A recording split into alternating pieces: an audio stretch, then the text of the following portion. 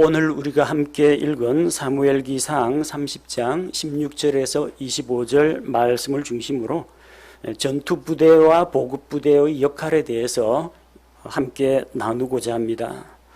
라틴어 속담 가운데 시비스 파셈 파라벨룸이라는 말이 있습니다. 잘 못 들으셨어요? 시비스 파셈 파라벨룸, 무슨 이야기냐면요, 평화를 위하거든 전쟁을 준비하라는 뜻입니다. 저는 전쟁을 좋아하지는 않습니다. 평화를 좋아합니다. 그런데 전쟁 준비를 해야 됩니다. 국가와 우리 민족을 지키려면, 우리 대한민국을 외적의 침략으로부터, 내 고향, 내 가족을 지키려면 전쟁을 대비하고 있어야 평화가 있습니다. 평화 하면서 안락함에 젖어 있다가는 전쟁의 비참한 현실을 맛보게 됩니다. 자유, 민주주의, 평화, 화합 다 좋은 말입니다. 문제는 이것을 지킬 수 있는 실력이 있어야 한다는 겁니다. 평화와 화해 무드에 길들여져 있다가 갑자기 뒤통수를 맞지 않도록 하려면 깨어 있어야 합니다. 전쟁에 대비해야 합니다. 아직 우리나라는 전쟁이 끝나지 않았습니다. 휴전 중입니다. 이런 나라에서 국방비를 감축한다든지, 군에 가 계신 분들한테는 혹시 좀 안 좋은 말로 들릴지 모르겠지만 군복무 단축을 한다든지 군사훈련을 축소한다든지 이렇게 할 때가 아니라는 겁니다. 평화의 시기에 전쟁에 대해서 대비하고 있어야 합니다. 우리 일반 국민이 전부 다 일제 휴전선에 몰려가서 국가 방어를 할 수는 없습니다. 적어도 남자들, 그것도 젊은 남자들, 장정들이 필요합니다. 그럼 나머지 국민들은 뭐합니까? 놀고 있습니까? 세금 내야 됩니다. 군대를 위해서 후원해 줘야 됩니다. 그래서 나아가서 싸우는 일선 장병들도 중요하지만 뒤에서 받쳐주는 대한민국의 경제력과 국민들이 군에 대한 신뢰와 지지, 그리고 각종 무기와 물자를 구입할 수 있도록 국민들이 후원을 해줘야 됩니다. 조선시대에는 군에 간 장정들을 지원하는 군포 제도가 있었습니다. 중고등학생 시험에 나오니까 잘 들으시기 바랍니다. 군포가 뭐냐면요, 군 복무를 대신해서 국가에 납부하는 배, 천을 이야기합니다. 그 군에 납품한 그 배를 가지고 군사들의 옷을 만들기도 했고, 또 그 당시에는 광목 있죠, 배, 비단, 이거 자체가 화폐로서의 가치를 가졌습니다. 군에 안 가는 사람은 대신에 세금을 내야 되었습니다. 임진왜란을 계기로 병농, 그러니까 병력과 농사하는 일꾼들을 따로 분리한 모병제가 도입됐습니다. 군에 입대하는 사람은 국가가 의식주를 다 책임집니다. 군량미를 걷어가지고 군인들에게 밥을 해먹입니다. 군포를 받아가지고 군에 안 가는 사람은 군포를 내고 그 군포를 가지고 병사들 옷을 해입혔습니다. 또 배는 그 당시에 삼배 같은 것들은 시장에 내다 팔면 바로 돈이 들어옵니다. 그걸로 무기도 대장간에서 새로 장만했습니다. 일반 장정들은 군력을 지지 않으려면 군에 안 가는 대신에 1년에 2필씩 군포를 납부할 의무가 있었습니다. 이게 국방세에 해당되는 겁니다. 우리 이 세계에서 가장 강대한 군대를 보유한 나라가 어디냐 하면은 단연 미국을 꼽습니다. 첨단 무기 기술 이런 것들이 세계 제일입니다. 실제 1대1로 전투 붙으면 아마 우리나라 특수부대, 공수부대라든지 해병대 전사들이 싸움을 더 잘할지 모릅니다. 근데 요즘 군대는 이렇게 총검술하거나 태권도 가지고 적을 때려잡는 게 아니라 대부분 폭격, 그리고 미사일 날리고 이렇게 무기를 가지고 싸웁니다. 그래서 한 개인의 전투력보다 더 중요한 게 뭐냐면요, 그런 무기 체계와 그 시스템을 뒷받침할 수 있는 경제력이 더 중요하다는 겁니다. 미국의 경제력이 국방을 떠받쳐 주기 때문에 세계에서 가장 강한 군대를 보유할 수 있는 겁니다. 옛날부터 전투병보다는 보급병이 더 많았습니다. 옛날 군대도 마찬가지입니다. 전투부대보다 한 3배 정도 보급부대가 더 많습니다. 2차 세계대전부터 미군의 전투병하고 보급병 비율이 1대7 혹은 1대8입니다. 미군 병사 한 명을 위해서 적어도 7배, 8배의 그 후원하는 보급부대가 있다는 이야기입니다. 미군 하니까 그 넓은 땅덩어리에 병사들이 많을 것 같죠? 실제 일선에 나가 있는 병사들 숫자는 많지 않습니다. 우리나라는 60만 국군에다가 예비군 합치면은 거의 100만까지 올라갑니다. 미군이 실제 최전방에서 전쟁을 하는 사람은 140만 명입니다. 140만 명 가운데에서 실제 실전에 나가는 사람이 5만 명입니다. 나머지는 이제 주방위군이라는 그런 개념으로 각 주에서 또 군대를 보유하고 있습니다. 140만 명 미군 가운데 최전방에 나간 사람은 5만 명밖에 안 됩니다. 나머지는 뭐합니까? 전투, 기술, 후원, 의료, 보급 이런 다양한 것을 담당합니다. 이 전투병만 있으면 안 돼요. 군수부대가 물자를 대줘야 됩니다. 정비부대에서 무기가 장비 수리해줘야 됩니다. 의무부대에서 치료를 해줘야 됩니다. 그리고 보급부대에서 식량을 그리고 기름을 탄약을 계속해서 공급해줘야 됩니다. 옛날 군대는 그냥 칼 갈아가지고 다시 내일도 전투에 나가면 됩니다. 그냥 밥만 주면 싸웁니다. 현대 군대는 그게 안 됩니다. 밥만 먹고 군사 업무를 할 수가 없고 탄약이 있어야 됩니다. 총은 있는데 총알이 떨어지면 싸울 수가 없어요. 아니 개머리판 가지고 들고 몽둥이 삼아 싸워야 됩니다. 장갑차, 탱크, 기갑부대에서 중요하죠. 그 기름이 있어야 갑니다. 기름 엄청 잡아먹습니다. 기름 없으면 이거는 쇳덩어리에 불과합니다. 현대전에서는 과거의 군대에 비해서 보급과 병참이 더 중요해지고 있다는 겁니다. 미국 군대가 왜 그렇게 강하냐? 애국심 때문이냐? 체력이 우리보다 좋아서냐? 그런 게 아니라 그 뒤를 뒷받침해주는 미국의 경제력이 있기 때문에 가능한 이야기입니다. 오늘 우리가 읽은 본문에 보니까 일선에 나가서 싸우는 전투병들이 있고 뒤에 남아서 짐을 지키면서 휴식을 취하고 또 체력을 보충하고 남아서 주둔지를 지키고 있는 병력들이 있는 것을 봅니다. 이 전쟁이 어떻게 벌어졌느냐면요. 사무엘기상 29장에서 블레셋 사람들이 이스라엘과 전쟁을 하러 출정을 했습니다.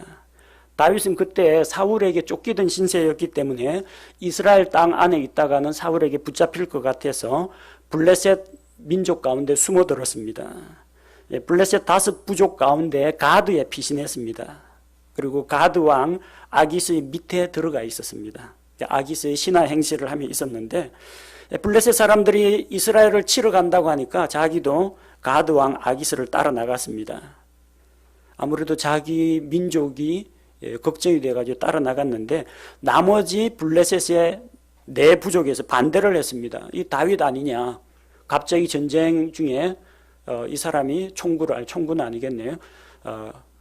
칼 바꿔잡고 우리 블레셋 사람들을 치면 어떻게 하냐? 데리고 가면 안 된다 해서 하는 수 없이 되돌아왔습니다. 그런데 다윗이 병력을 이끌고 블레셋 군대하고 합류해 있던 동안 돌아오는 도중에 이스라엘의 남쪽 지방 그쪽에 이제 약탈 유목 민족이 있습니다. 아말렉 족속이 있는데 약탈 부족 아말렉이 다윗이 거주하던 그 시글락을 공격했습니다. 남자들 전쟁한다고 다 나갔으니까 지키는 사람이 없죠. 아말렉이 시글락을 불태우고 재물을 약탈하고 남아있던 여자들과 아이들을 포로로 다 잡아갔습니다. 돌아와 보니까 마을이 불타고 그 가축들도 안 보이고 가족들도 안 보입니다. 다윗을 따르던 백성이 슬퍼하고 또 분노해서 다윗을 돌로 치려고 했습니다. 그때 급히 다윗이 하나님께 기도하고 도움을 구했습니다. 그래서 병력을 나누어서 아말렉 족속을 추격합니다. 다윗을 따르고 있는 사람들이 600명 가량인데 400명은 아말렉을 추격하고 전투병과입니다. 피곤하고 지친 200명은 이 사람들도 원래 전투 부대에 속한 사람인데 보급 부대가 됐습니다. 남아가지고 주둔지를 지켜야 됩니다. 부상자가 돌아오면 또 치료도 해줘야 되고 체력을 비축했다가 교대에서 후보 선수들 경기 중에 교체하는 것처럼 부상자를 대신해서 지친 사람을 대신해서 나갈 수 있도록 주둔지를 지키고 있는 사람입니다. 그들은 보급부대, 예비부대 역할을 했습니다. 다윗이 아말렉을 추격하다가 그 아말렉 사람이 버리고 간 이집트 청년 한 명을 구해주고 그 사람에게 길잡이를 시켜서 아말렉의 위치를 파악했습니다. 그래서 오늘 16절 말씀부터 다윗과 함께한 그 400명이 아말렉과 전쟁을 하는 그 이야기가 나옵니다. 600명 가운데 200명은 짐을 지키고 주둔지를 확보하고 남아있도록 하고 400명이 전쟁에 나갔습니다. 아말렉을 치고 크게 승리를 거두었습니다. 그래서 잡혀갔던 포로들을 다 되찾았습니다. 빼앗겼던 재물도 되찾았습니다. 가축도 전부 찾아왔습니다. 그뿐만 아니라 아말렉 족속이 다른 곳에서 약탈했던 그 약탈물들도 다윗이 모두 다 가지고 왔습니다. 전쟁에서 승리를 거두고 많은 노량물을 얻었습니다. 그런데 항상 이게 또 재물이 많아지면요, 잡음이 또 생깁니다. 다윗이 데리고 갔던 그 다윗의 군대 안에서 분쟁이 벌어진 겁니다. 다윗이 남겨둔 200명의 예비부대가 전쟁에 나가서 이기고 돌아온 400명을 만나서 다시 합류를 했습니다. 그래서 그들을 위로하고 격려하고 다시 600명의 군대로 합쳐졌습니다. 그런데 다윗을 따르고 있던 자들 사이에 분쟁이 일어났습니다. 전쟁을 할 때에는 한 마음이 되어가지고 함께 싸웁니다. 근데 꼭 승리한 다음에, 이기고 난 다음에 꼭 분쟁이 생깁니다. 그 안에 사악한 자들, 벨리알의 사람들이 문제를 일으켰습니다. 벨리알의 사람들이라는 것은, 벨리알은 마귀의 이름 가운데 하나입니다. 이 벨리알의 아들들은 쉽게 이야기하면 이제 마귀 새끼, 그 사악한 마귀의 종자라는 겁니다. 다윗을 따르는 자들 가운데도 사악한 자들이 있었다는 겁니다. 어디나 있습니다. 저 하늘나라 가면 없을까? 이 지상에 있는 지역교회 안에도 사악한 자들이 숨어 들어와 있을 수가 있습니다. 교회 안에도 이렇게 문제를 일으키고 분란을 조장하는 그런 세력들이 있습니다. 다 마귀의 사주를 받아가지고 분쟁을 일으킵니다. 그 사람들이 불평을 터뜨립니다. 그 400명, 전쟁에 나가서 이기고 돌아온 400명이 자기들 공로를 내세웁니다. 자기들은 열심히 싸웠고 이 200명은 편하게 쉬고 있었지 않느냐. 그러니까 우리가 수고해서 얻은 거는 우리 거다. 그래도 양심이 있으니까 전쟁에서 되찾은 그 가운데에서 아내와 자녀들은 돌려주자. 대신에 자기들이 뺏긴 거 우리가 찾아왔다. 그러니까 이건 우리 거라는 겁니다. 그들의 재산, 그들의 가축, 그들의 재물은 돌려주지 말고 우리끼리 나눠 갖자는 이야기입니다. 200명이 그 말을 듣고 이제 기가 막혔죠. 마을은 불탔고 재물은 빼앗겼고 가족은 다 포로로 잡혀갔는데 아내와 자녀들을 돌려받은 것은 참으로 다행스럽고 감사한 일인데 재물을 안 주면, 가축을 안 주면 당장 뭘 먹고 삽니까? 똑같이 다윗을 따라서 도망자, 피난자 신세를 지고 있는데 이제 이들 사이에서 400명이 문제를 일으켜가지고 400명 가운데 그 몇몇 있습니다. 사악한 자들, 400명 전체가 아니라 이렇게 소수의 사람들이 불평을 하고 문제를 제기하니까 그 자체 내에서 내분이 생긴 겁니다. 전쟁에서 참여한 자들은 소유물 근처에 머물러 있던 자들을 인정하지 않습니다. 너희가 한 게 뭐가 있느냐? 가만히 앉아서 그늘에서 쉬고 있었지 않느냐? 우리는 뜨거운 햇볕 아래에서 적의 칼날과 맞서 싸우면서 땀 흘려 싸우고 상처 입고 피 흘리고 왔다. 자기들 힘으로 이긴 줄로 알고 교만에 빠져서 주둔지에 있던 사람들, 보급부대, 후속부대를 멸시했습니다. 자, 이대로 두면은 분열이 일어납니다. 200명의 사람은 어떡합니까? 떠나갈 수밖에 없어요. 다윗은 현명하게 이 문제에 대해서 중재를 하고 나섰습니다. 자, 가장 먼저 관심을 돌려야 할 것은 노략물을 어떻게 나누느냐, 지금 이게 핵심이 아닙니다. 너희가 어떻게 전쟁에서 이겼느냐. 다윗은 백성의 시선을 하나님께로 돌립니다.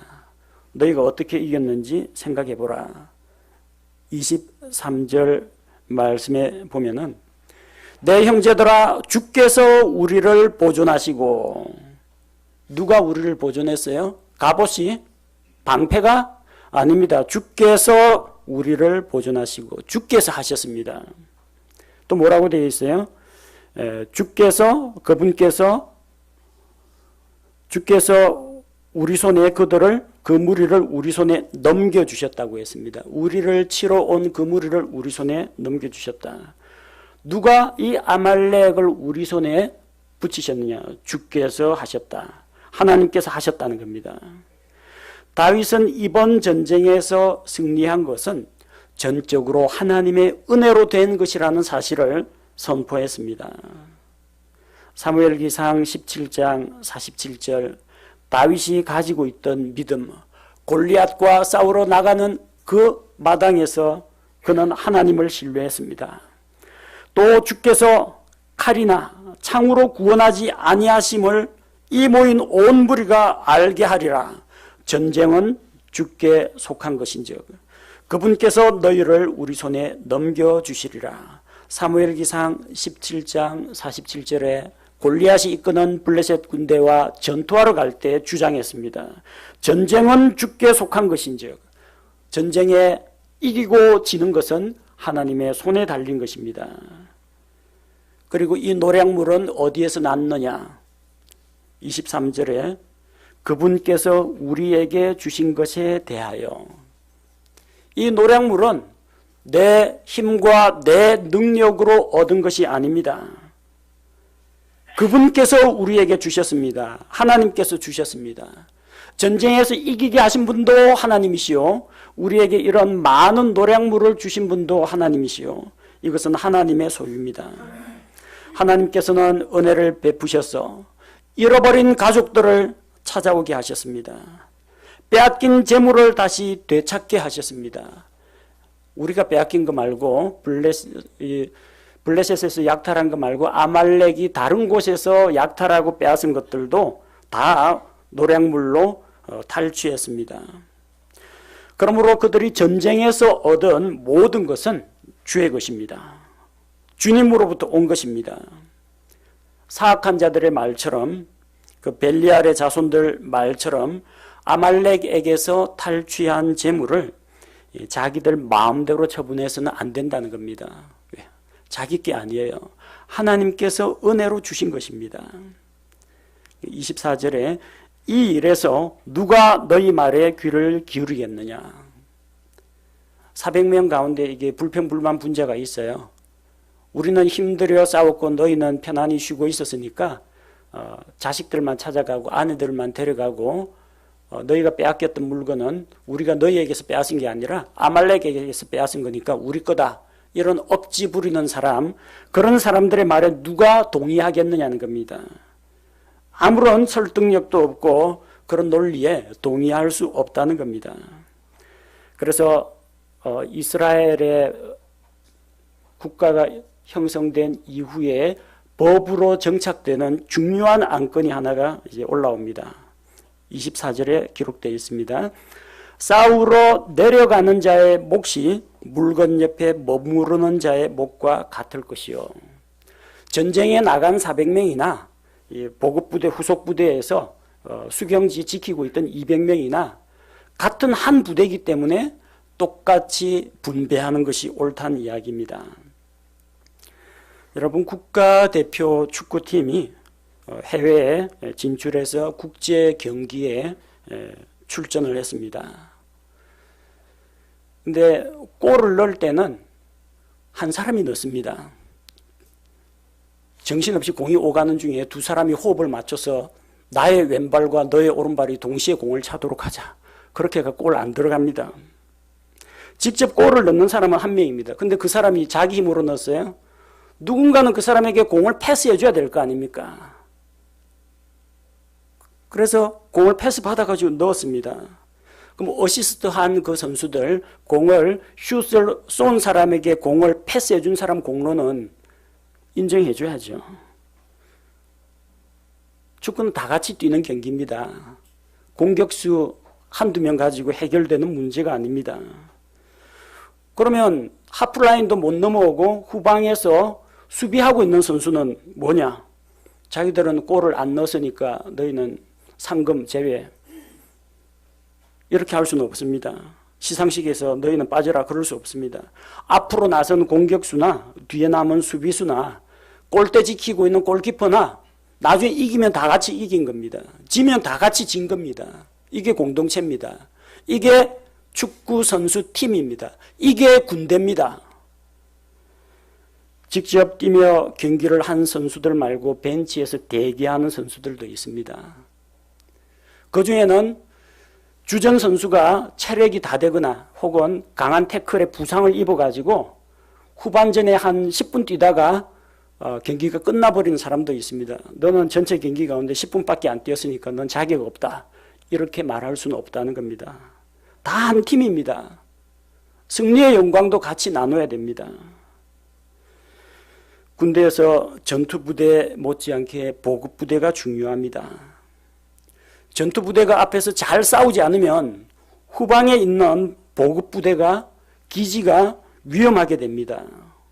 보급부대가 먹을 것과 무기와 보급품을 제때 공급해 주지 않으면 전투부대가 싸울 수 없습니다. 칼, 창 든 사람이야 좀 이게 돌에다가 갈아가지고 날 세워서 다시 사용한다고 하지만 화살이 다 떨어졌는데 활 갖고 적군 때리러 다닐 겁니까? 그렇게 못 싸웁니다. 현대전은 더 마찬가지입니다. 탄약 떨어지면, 기름 떨어지면, 포탄 떨어지면 싸울 수가 없습니다. 보급부대가 더 중요한 역할을 합니다. 우리 국군 장병들과 일반 국민들 관계를 생각해 보십시오. 모든 국민이 자기 직장 때려치고 군인이 되어서 나라를 지킬 수는 없습니다. 그렇게 해서도 안 되고 하는 것도 불가능합니다. 군인들이, 우리 젊은 이 남자 장정들이 국방의 의무를 다하기 위해서 군에 나아가서 군복무하고 나라를 지키는 대신 국민들은 세금을 내어서 군을 지원합니다. 국방 예산을 쓰도록 만들어줘야 됩니다. 군인들 필요하면은 낡은 막사 개조해야 됩니다. 무기 신형으로 갈아줘야 됩니다. 양식 떨어지지 않도록 공급해줘야 됩니다. 군인 군사 업무 가운데서 다치면 국가가 책임지고 치료를 해줘야 됩니다. 그래 안심하고 보낼 수 있지 않겠습니까?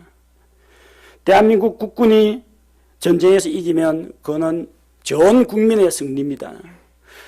대한민국 국군이 지킨 자유와 평화와 민주적 질서는 또한 우리 국민의 것입니다. 전투부대하고 보급부대는 때려야 뗄 수 없는 관계입니다.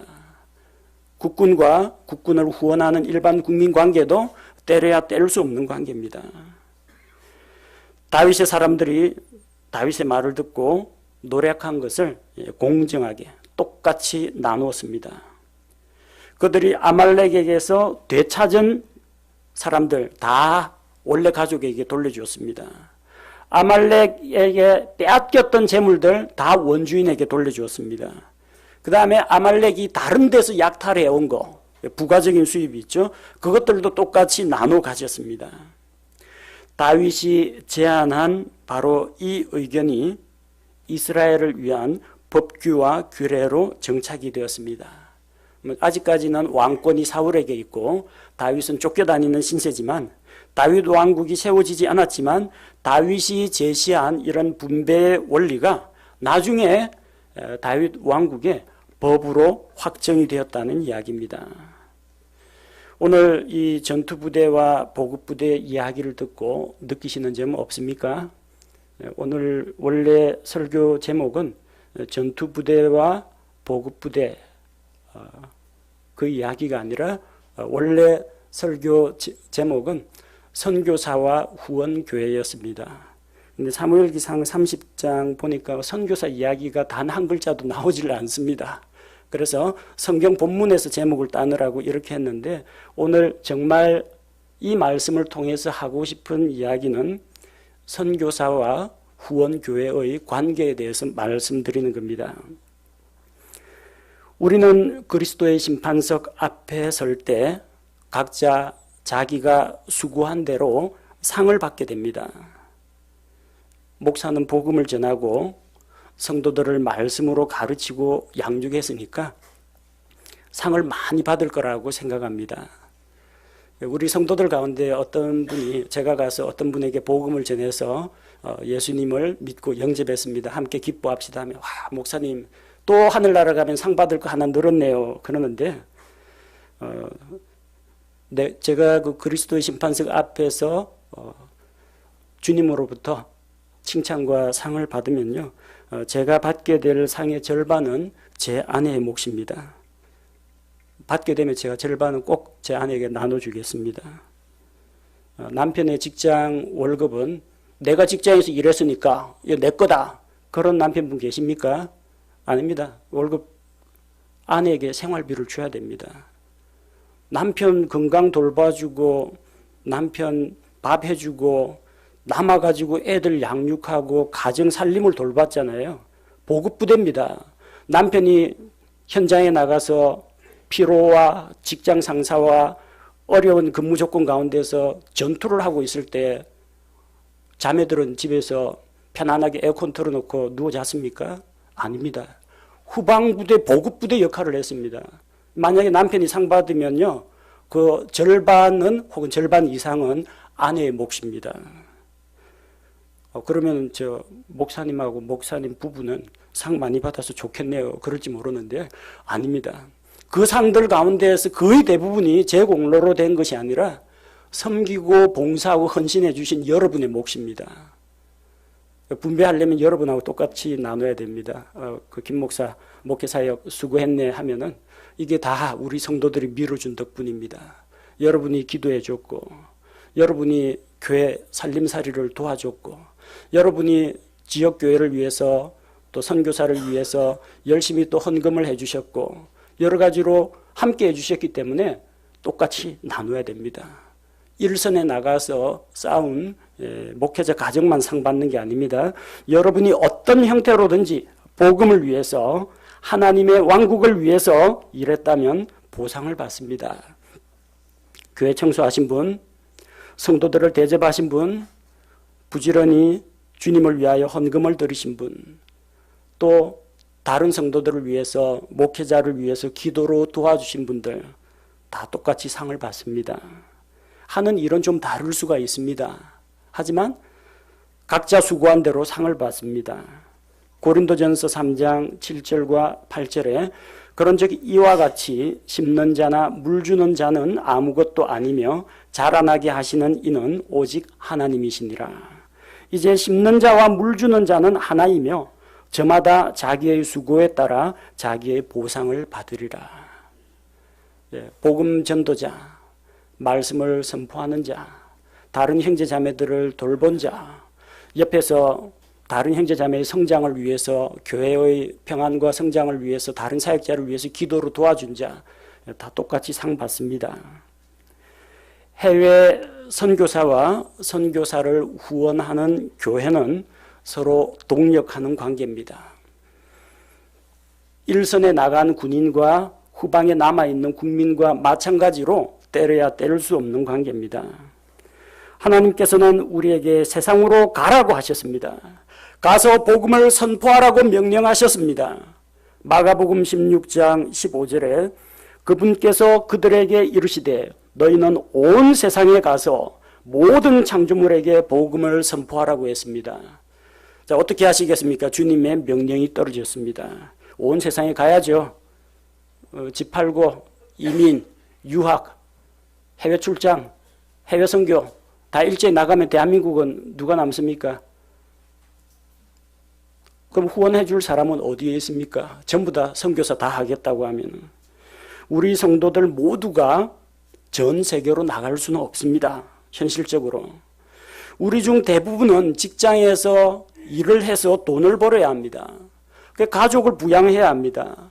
자녀를 양육해야 합니다. 우리 가운데는 성경 말씀에 그렇게 능통하지 못한 사람도 있습니다. 몸이 안 좋아서 해외 선교사는 저는 힘들겠습니다. 그런 분도 있습니다. 언어 능력이 안 돼가지고 못 가는 분도 있습니다. 순교할 각오가 되어 있지 않아가지고 갈 수 없는 분도 있습니다. 그럼 어떻게 합니까? 우리는 선교사로 해외에 갈 수는 없을지라도 해외로 선교사를 파송할 수는 있습니다. 조선시대 군포제 이야기 다시 언급하자면 집에서 농사를 지어야 되는데 내가 우리 집 아들 5명을 전부 다 군에 보내면 농사는 누가 짓습니까? 2사람은 가서 병력의 의무를 이행하라 보내고 남아있는 세 아들은 꼬박꼬박 국가에다 군포를 바치게 합니다. 이렇게 해야 전투병과도 살아있고 후원하는 이 백성들이 남아서 농사를 지어서 경제력을 가지고 군을 뒷받침할 수가 있다는 겁니다. 우리는 다 선교사가 될 수는 없지만 누구나 선교사를 파송할 수는 있습니다. 여러분이 직접 가든지 여러분 대신 누구를 보내든지 둘 중 하나를 선택하시기 바랍니다. 온 일생을 주님을 위해 헌신하겠다는 각오가 되신 그런 분과 그런 가정은 선교사로 가십시오. 나머지 안 가시는 분은 뭡니까? 짐 지키고 편안히 누워 자는 게 아닙니다. 후원을 해야 됩니다. 보급부대 역할을 해야 됩니다. 선교사가 하는 일은 무엇입니까? 영적 전쟁의 최전선에서 싸우는 전투부대 역할을 합니다. 아직 복음을 모르는 사람들에게 예수 그리스도의 생명의 복음을 전하는 일을 합니다. 이런 분들은 평안하고 안락한 삶을 포기하신 분입니다. 자기 일생을 주께 드려서 헌신한 분들입니다. 그분들은 복음으로 인해서 핍박받고 감옥에 갇히기도 하고 심지어 생명을 잃기도 합니다. 그만큼 힘들고 어려운 일을 감당하는 분들입니다. 우리 후원교회는 선교사를 위해서 무엇을 해야 할까요? 후원교회는 선교사를 위해서 기도하는 일을 해야 합니다. 여러분은 2발로 걸어서 중국에 갈 수는 없습니다. 그러나 여러분의 무릎으로는 중국 아니라 아프리카도 갈 수 있습니다. 무릎 꿇고 기도하십시오. 2발로 걸어서 갈 수 없는 선교지에 무릎으로 가시기 바랍니다. 우리는 중국에 가려고 해봤자 여러분 관광비자 중국 심사가 요즘 더 까다로워졌습니다. 업무상 가는 비즈니스 비자도 잘 안 내준다고 합니다. 관광비자로 가면 한 보름 정도밖에 비자가 나오지 않습니다. 그럼 어떻게 하면 좋을까요? 중국 선교를 위해서 중국 사람을 그리스도인으로 만들어서 그 중국 사람이 선교사가 되어서 자기 민족에게 복음을 전하면 됩니다. 중국 국적을 가지고 있고 중국어를 잘 구사할 수 있는 그 사람이 중국 현지의 선교사가 되면 됩니다. 여러분이 중국어 배우려고 고생해봤자 얼마나 배우시겠습니까? 여러분 과연 저 공산당 압제하에서 숨어서 신앙생활하면서 목숨 걸고 복음을 전할 수 있습니까? 우리는 그 일을 우리보다 더 잘할 수 있는 사람에게 맡기고 우리는 보급부대가 되어가지고 그들을 후원하면 됩니다. 먼저는 기도로 후원하십시오. 2번째는 물질로 후원하십시오. 선교 후원금을 보내고 현지에서 필요한 물건이나 시설이 있다고 하면은 우리가 기증하거나 그 물건을 구할 수 있도록 도와줘야 합니다. 옛날 선교사 전기에서 읽은 것처럼 선교사들이 춥고 배고프고 매 맞고 그러면서 굶어가면서 선교하던 그런 시대가 아닙니다. 여러분 무더운 여름 에어컨 틀어놓고 시원하게 예배 드리시죠? 현지는 우리보다 더 더운 곳, 우리보다 더 추운 곳도 있습니다. 선교사님들마다 에어컨 한 대씩 달아주면 좋겠지만 그게 안 되면 최소한 그분들에게 선풍기 하나씩은 보내야 합니다. 그게 필요합니다. 후원교회는 선교사들이 또한 들어와서 쉴 수 있는 안식처, 보금자리를 제공해야 됩니다. 가진 거 모두 다 포기하고 낯선 땅으로 갔습니다. 때로는 병원 치료를 위해서 혹은 출산을 위해서 혹은 모교회들 방문을 위해서 귀국하는 경우가 있습니다. 우리가 재워줘야 됩니다. 우리가 밥도 사줘야 됩니다. 몇 년에 걸쳐서 한번 방문할까 말까 합니다.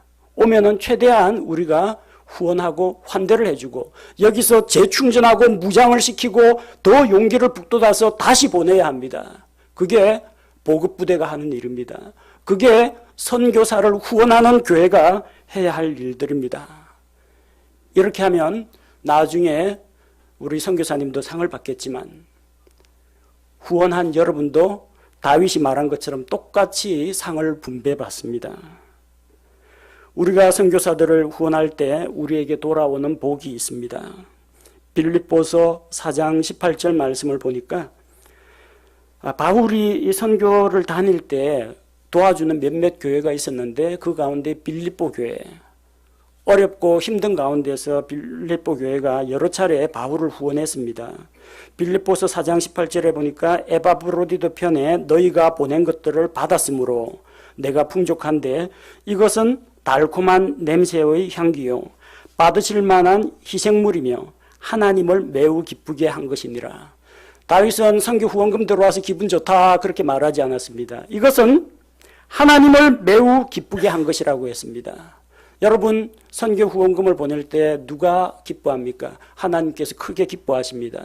그게 전쟁 자금이 돼가지고 사탄과의 영적 전쟁에서 잃어버린 혼도를 되찾아오는 일에 사용되기 때문입니다. 주님께서 크게 기뻐하십니다. 누가복음 16장 9절을 보니까 내가 너희에게 이르노니 불의의 만몬으로 너희를 위해 친구들을 사귀라.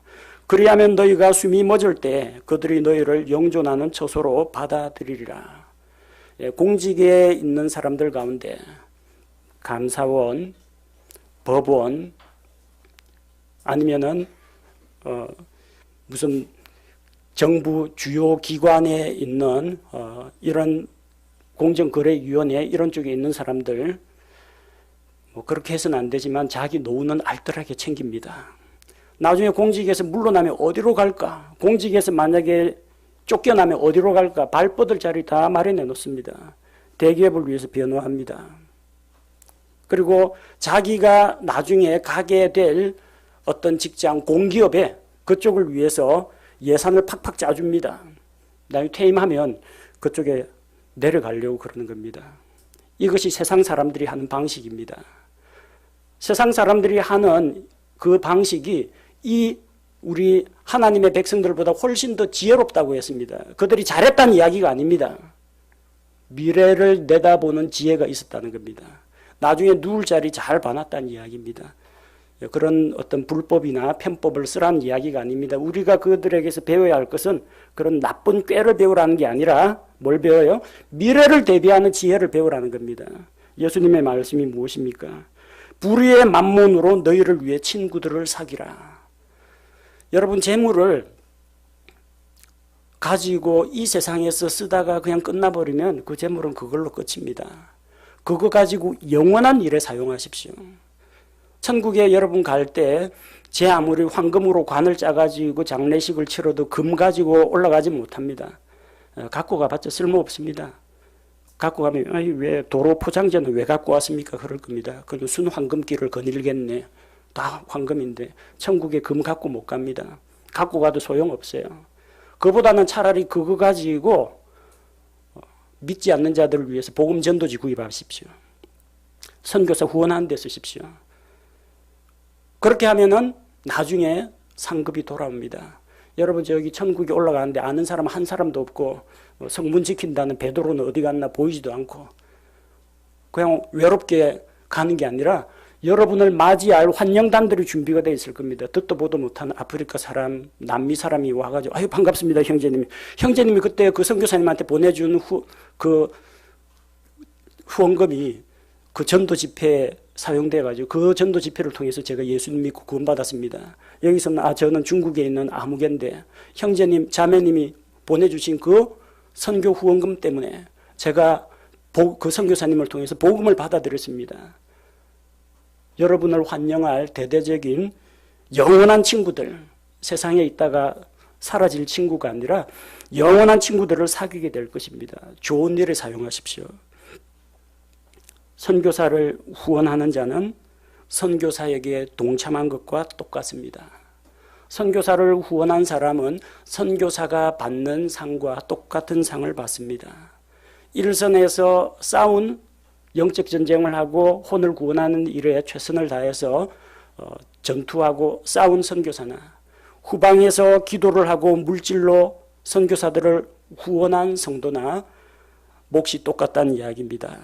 사무엘상 30장 24절. 오직 싸우러 내려가는 자의 몫이 물건 옆에 머무르는 자의 몫과 같을 것이요 그들이 똑같이 나눌 것이니라.